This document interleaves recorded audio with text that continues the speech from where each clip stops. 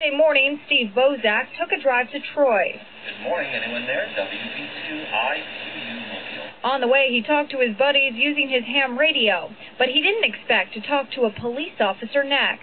He assured me that I was not to be talking on that cell phone. And I told him, yes, sir. I said, this is not a cell phone, it's an amateur radio.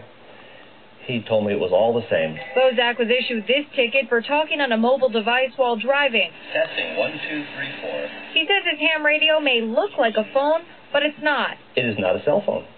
And there is no dialing. It's not connected to the telephone service in any way. It's a two-way radio, very similar to the radio the policeman probably had in his car at the moment. Now, the main difference between a ham radio and a cell phone is the ham radio you put to your mouth, the cell phone you put to your ear. It's not gray at all. It is specifically black and white. The statute is very, very clear, very specific. It must be to your ear. It must be a cell phone, and this is what we're talking about. We reached out to Troy Police to get their take. They said since this case is ongoing, they didn't want to comment and potentially impact a judge's ruling.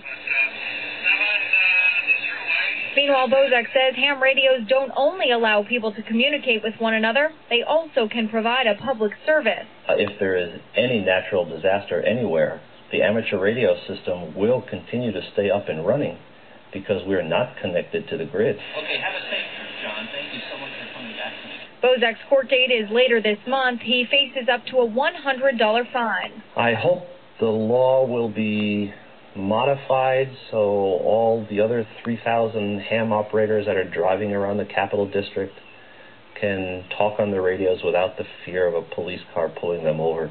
It's terribly inconvenient for all of us. In Clifton Park, Aaron Connolly, YNN.